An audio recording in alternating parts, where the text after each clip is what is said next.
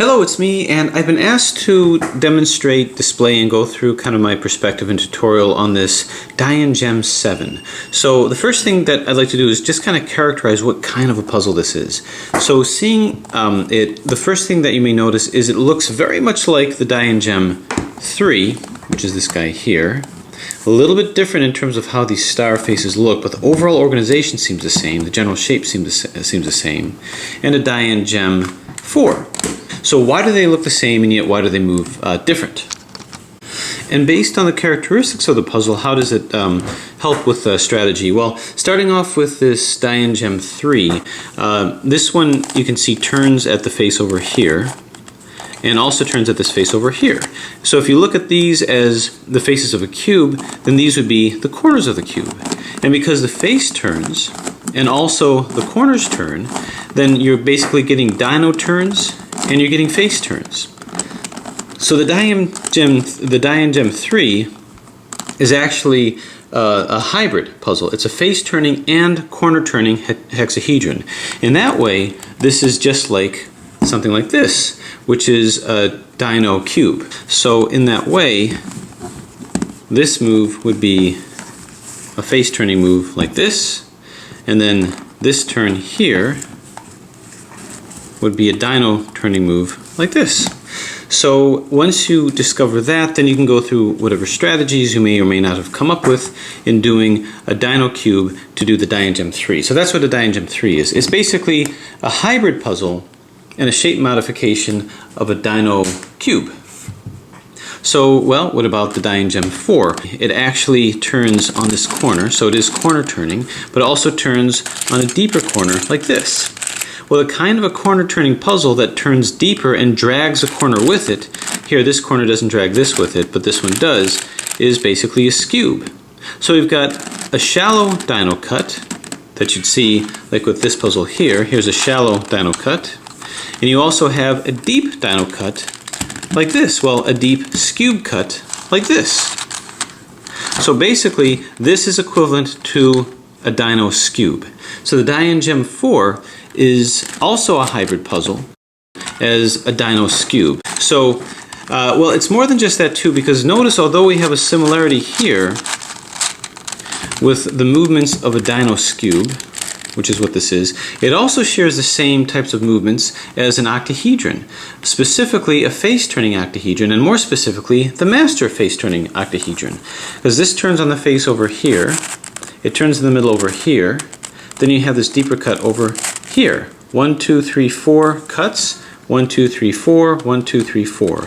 So in many ways, you can actually say that this is perhaps not a hybrid puzzle, but is actually a master face-turning octahedron. It's a face-turning octahedral puzzle. That's the kind of puzzle that these are.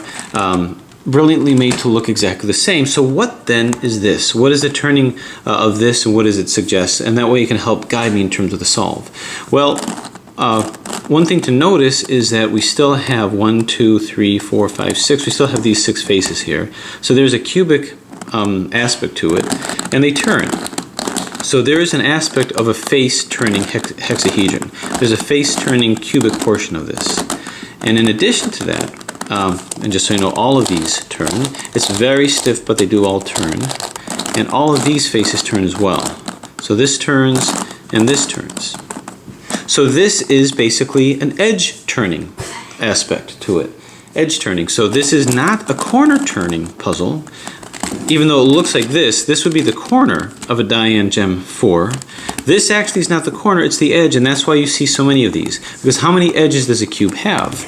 Well, it's got 1, 2, 3, 4, 5, 6, 7, 8, 9, 10, 11, 12.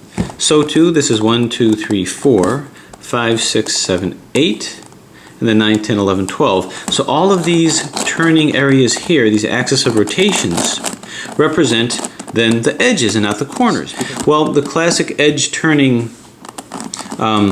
hexahedral puzzle would be the curvy copter. And yet all of the, so this is equivalent to this turn over here. And let's say this over here, this can turn over here like that.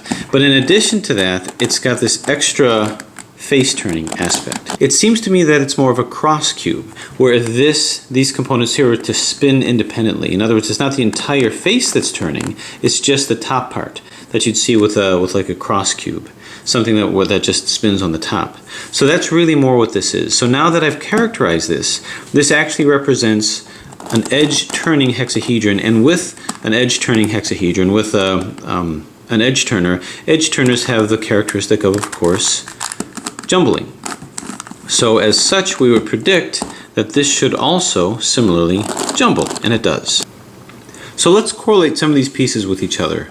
It's very obvious when I turn this over here and turn this over here, which pieces correlate with what. Well, in terms of the center here, we've got 1, 2, 3, 4 kind of central areas here, and that would seem to correlate with these guys, 1, 2, 3, 4. But it's more than just that, because it's not just these that correlate with that. This is the cross cube part of it. But in actuality, although this is part of it, it can't be the entire thing. Correlated with this, also as part of your central areas, are these pieces over here. So these pieces here, this, and these are the same pieces over here. 1, 2, 3, 4. These collectively also represent these guys here. So in its reduced form, this corner piece and this, quote, edge piece together actually make up this piece right over here. These two here also represent the same piece. So collectively, these guys here, and you can tell from this face over here, this is the triangular piece that just has one color as opposed to two colors. These collectively represent this over here. I can separate it out, like when I turn this, I'm actually separating out this edge piece, much like you would if you were to spin this top part around. So it has to be reduced. That's what this cross component does to it. That's what this hybridization does to it, this face turning component, is it allows these to separate out. So basically, what I have is I've got these central pieces, which represent collectively this, this, this, and this, these guys here. And then I've got this edge piece, which represents this whole unit over here. So what then do these pieces represent? Well, this is not a central piece. This would then represent the corners. 3 colors here and 3 colors here. Notice on most mods, the corners are always the one that have the similar kind of characteristics. Let's take a look at the characteristics of it. We talk about orbits when we talk about 180-degree edge turners. So this can only come to here or to here, so it remains within its same orbit. This cannot come to here if I just do 180-degree edge turns. This will not come here, it will not come over here, it will not come over here. So too, if I take a look at this edge, its orbit only goes with what's 180 degrees from it. This is easier to visualize. I just draw a line across here, and these are the only orbits that this can go to. And this can only go from here to here. Okay? The only time to get it out of an orbit, if I wanted to do that, is if I do a jumbled move. So if I wanted to, say, put this and this, I move this up, I move this down, I would turn and move it like so. Now I've taken it out of orbit. Well, I can do exactly the same thing here. The way I would do that is if I want this to end up in this orbit, this to end up in this orbit, this would come up, this would come down, I would turn, and then turn it back across. So I haven't jumbled it. I did a jumbling move to switch orbits over here.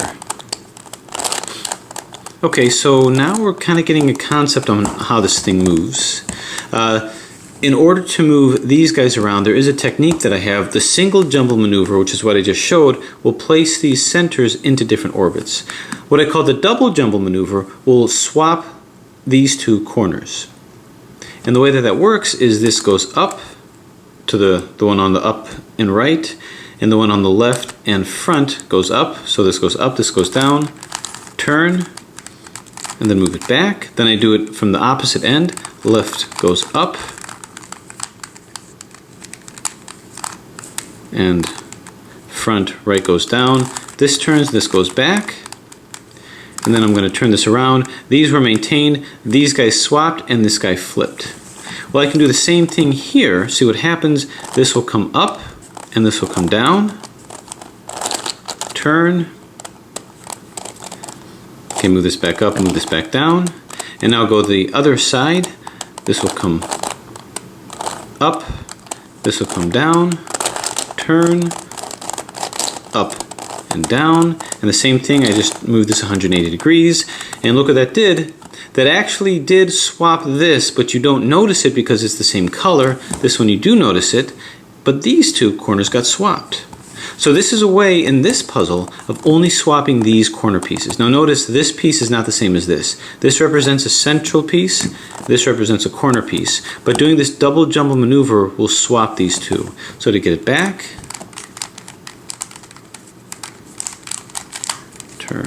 turn, boom, and turn. So to get this back, up, down, turn, up, down, here, up, down,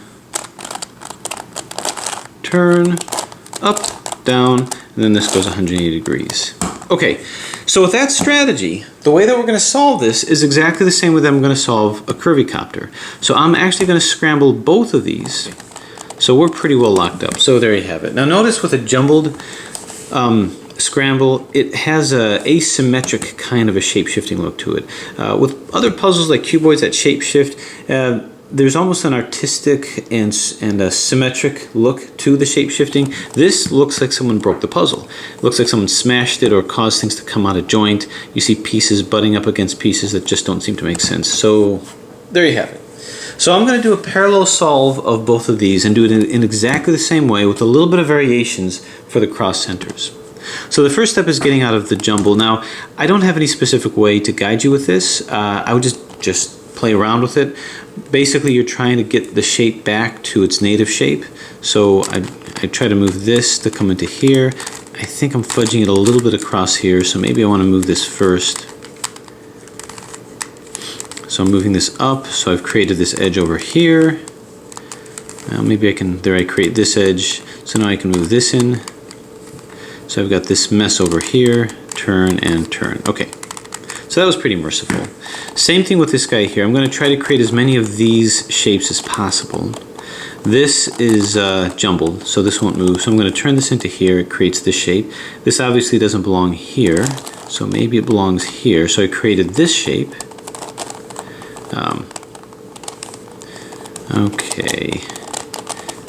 Okay, this can turn pretty well. So where does this want to go? Where does it belong? Well, it likes this over here. It doesn't like what it sees here, so I'm going to move this in. This creates this shape a little bit better. Move this in. This creates this shape a little bit better. Okay, I think I'm fudging this a little bit, but I guess that's okay. Creates this shape. This guy does not want to move unless I go like this, then he does. So I'm going to move this into where its centers are supposed to be, like right here. Okay, so that gives me two more centers that I have to line up. So what if I move this into here? No, it doesn't like that. It doesn't really like that either. It likes this. So we can move this up. This likes this over here too. Turn this in, this likes this here, and turned it in. Okay, so mercifully the jumbling is over, but here you have a scrambled puzzle. Now, I really enjoy the curvy copter. I like the way it looks, I like the way it moves, I like the way it looks when it's scrambled.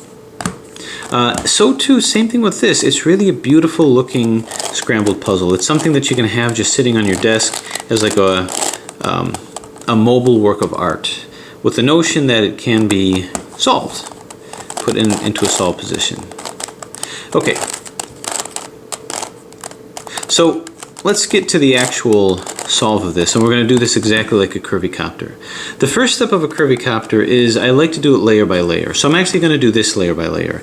Now you don't necessarily have to. You can take some of the techniques that I'm going to show you and just solve sequentially all the different pieces, but for me I can follow it better if it's done just like a curvy copter. So the first step that I do is I get all these edges in place because that helps define the sides. And on a curvy copter, well, that's easy. All I have to do is my 180 degree turns. I see these orange correlate. This orange is here. Bada bing, bada boom. This is fine over here. These are all okay. Yellow, yellow, yellow. Red, red, red. All right, so that was quick. That was easy. These are all moved in. What's the equivalent to the Dayan Gem 7? Well, the equivalent is this spins around. This has rotational equivalence, so we don't have to worry about that. But these are also part of it. So in order to get these in place, I've simply got to move all of these single colored triangles with a proper center. In this case, this is already in, and this is just a matter of intuitively putting things in, intuitively moving things. So where's another yellow? Well, they're going to be correlated with the centers. So here's another yellow over here. So I'm just going to move it in, and bang. So these are in over here. So let's go to this side. So I'm just sort of putting it in on each side. So I'm looking for the green. Here's a green over here. This is moved in, and I'll just move this up. So we're good. Stickers was placed kind of strange, but that's all right. I've got the other green here, and move it up. So I like doing it layer by layer. So now this is in. Silver is already in. The other silver, it's not this because this is two colors. This represents not this edge, this represents a centerpiece. So I'm not going to use that. I've got this over here, and I simply plop that in. So this is in. All right, next we have the blue. We'll just move this blue up and move this in. Okay, so I have the top one over here. Now, the good thing about having this in is I can move this 180 degrees. It's not going to put this out. In this case, if I move this 180 degrees, it does put this out. So in that way, this is easier. I'm free to move within the orbit, and I won't get any of these out. So now I got to fill these in. Again, these are just by the centers here, so I need the pink one. This pink is already in. This pink can come into here. I don't want to mess this one up, so to move this to here, simply going to move this down, double turn it, move it up. So now this is in. I can keep going all the way around. Orange. Here's an orange over here. So I'm going to just move this like so. I'm going to move this down so that this orange can be brought up. Then I'll move it back, and in so doing I didn't take this out or this out. The other orange is right over here. Now I keep putting my finger on here so that I keep my perspective of which end is up. So this has to come to here. I don't want to mess this up, so I'm just going to move this down, then move this into place over here, and then move it up so this orange is in. Okay, a bunch of purples. Here's a purple here. Same thing. Let's move this in place. Move this purple just below it, bring it up, and move it in. The next purple is over here. I'll just move this in place over here.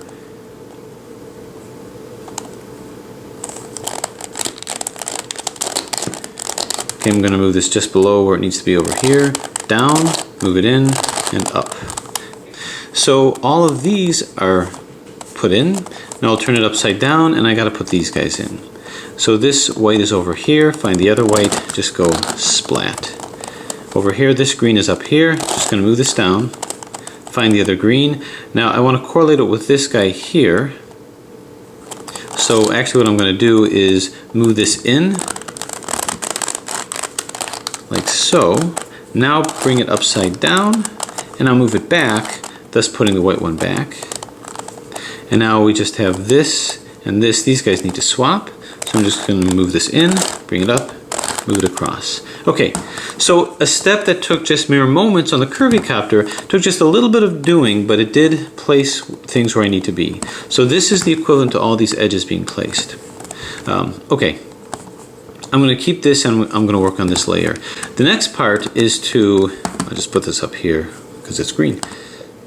I'm going to put these centers in over here. The way that I do that is I do it like a supercube, and I correlate it with this piece here. So as you can see, this goes to here, so it's in the wrong orbit. What I need to do is I need to jumble it, single jumble it, to get it out of this orbit and put it into an orbit that it needs to go into. For instance, if I wanted this to come to here, I have to put it into this orbit right here. So I can follow it along and see. Well, first off, I can see if there's another green that can go into this. So I'm going to follow the orbits around, and I see that no. So this is kind of isolated. Now what I could do, I'm correlating this. I see that this green can go to here. So let's do this one first. And the way this is going to work is I'm going to bring this along in here, move this down, bring this up to match it, move it back up. Then I can easily put down what I just put back in. So this is in. How about here? This can come up to here. So the way that's going to work is let's move this down out of the way, bring it down so it can correlate with this edge, bring it up, and splat. And now we need to jumble this into here. Okay, so when are they next to each other? Well, this orbit will go to here and here, so it'll end up here.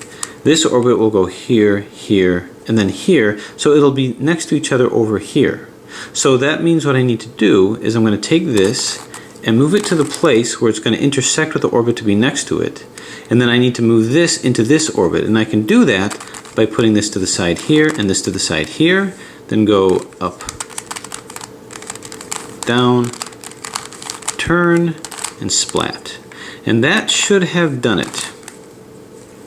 That should put this in the proper orbit. What I'm going to do is get some of these back over here. Okay, so what I'm going to do is bring this down, move it in, and bring it up. So as you can see, that's how you do it. So find where the two orbits intersect, find where they're next to each other, and that's what you're going to do to bring it back in. And make sure that these haven't been taken out. So these are in. The next step that I would do from there is I get the corners in, then I put these guys in. So what's the equivalent to this? Well, I'd said how this represents the center areas here, but this also represents the center areas.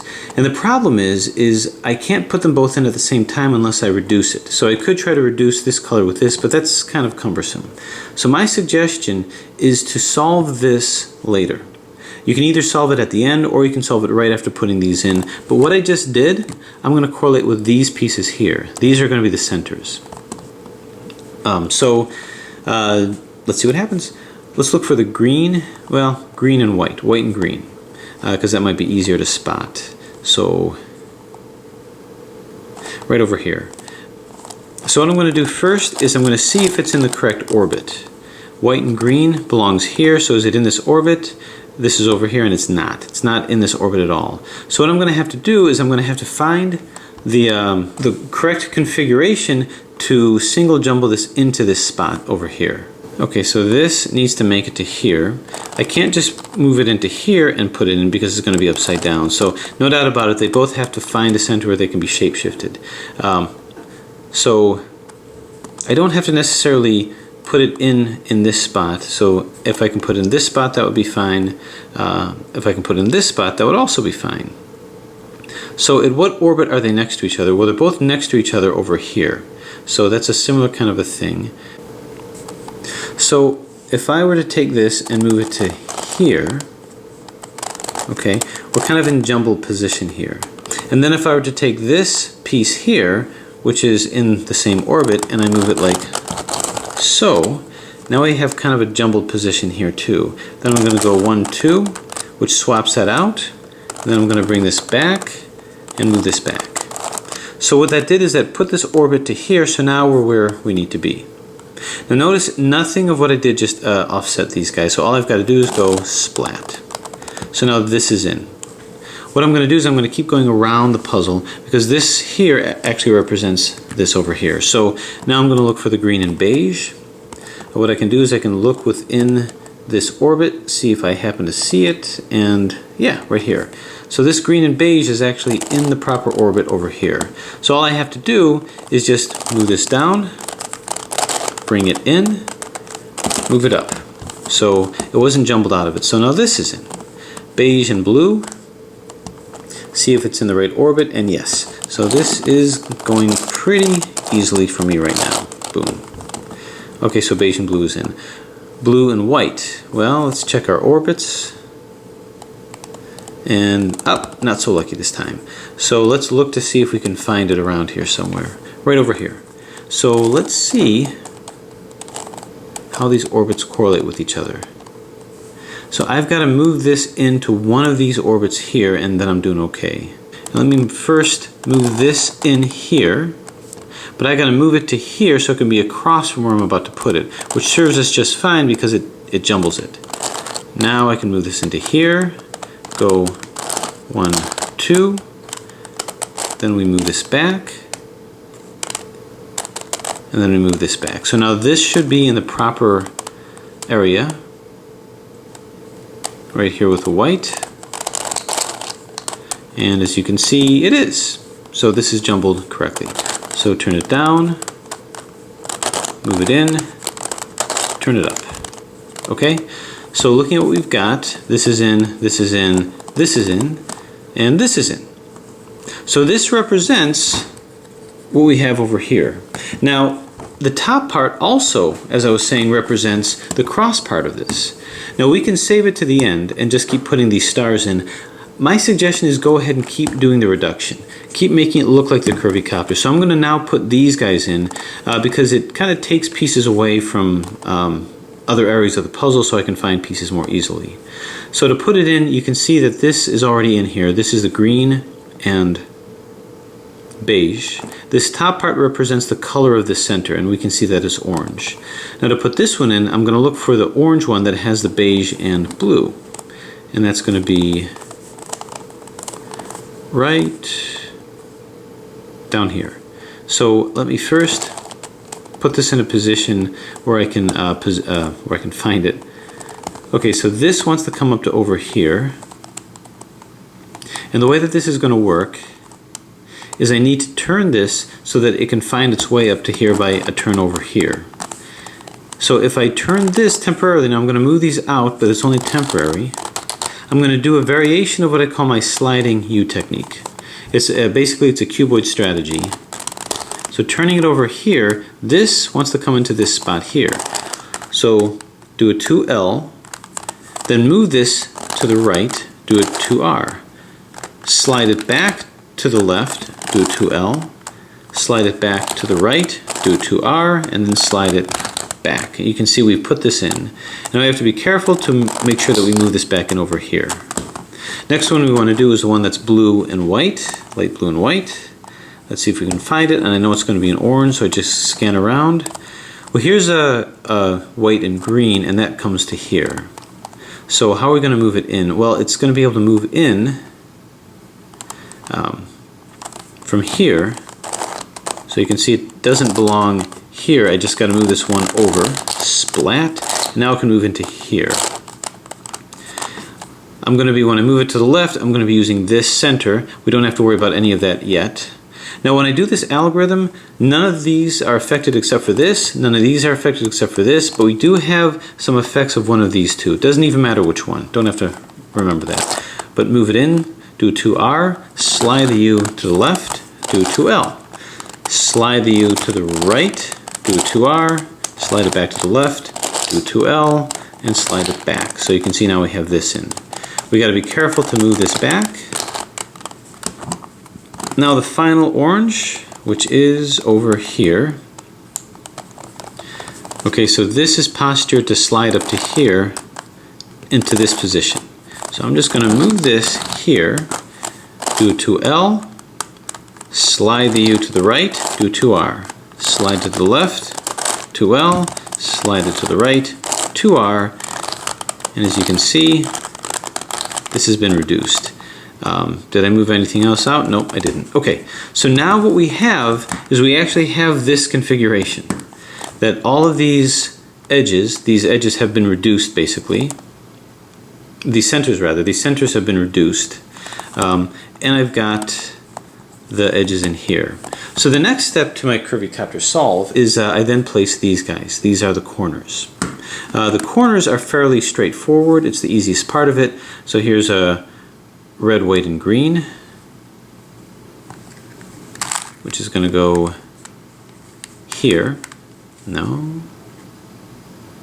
Yeah, it's going to go here. And I'll just check to see if I move it up. If I see that it doesn't match, I take a little journey all the way around the bottom. I do a 180-degree turn here, here, here, and here until it pops up back, and then I see if it fits. If it doesn't, then I do it again. Turn, then I see if it does, and it does. But I've got to do it supercube style to correlate with this edge, so I take it out of the way, bring this down, move this in, bring it up, and it's in. And I just keep doing that all around the puzzle.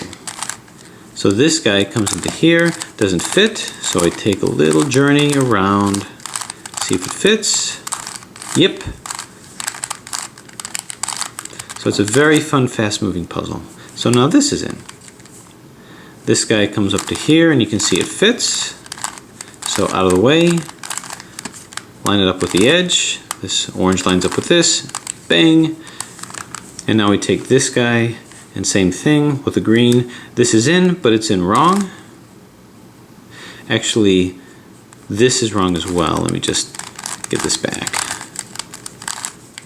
Okay.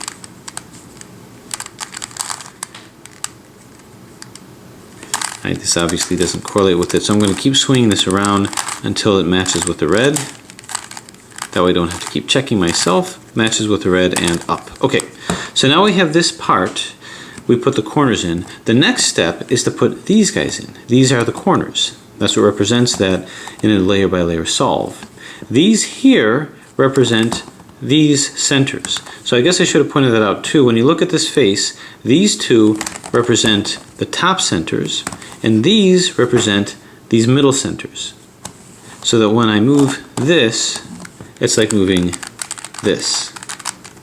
And when I move this, that's like moving this. So this and this is like moving this and this, where I'm carrying these corners with each move. This is for those who really like the whole mind-bending shape mod aspect of it. But I'm going to do the same way, so I'm looking for the white and blue. Is it already here somewhere? Right over here.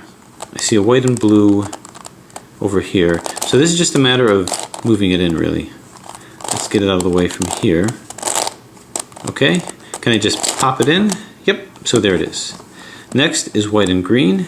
You can see this is the white and green. It's got white and green in it, but it's rotated wrong. So I'm going to bring it down. Same thing. I'm going to send it around on a little journey.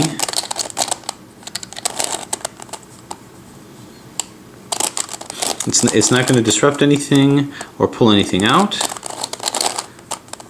And then place it, you can see that it's in. So what I did is I just made it go all the way around the center here, just the same way I did with this guy. Same thing here, white and beige, or green and beige rather, right over here. So let's move this into place, just below here, move it up, and you can see it doesn't belong. So I'm going to move it down.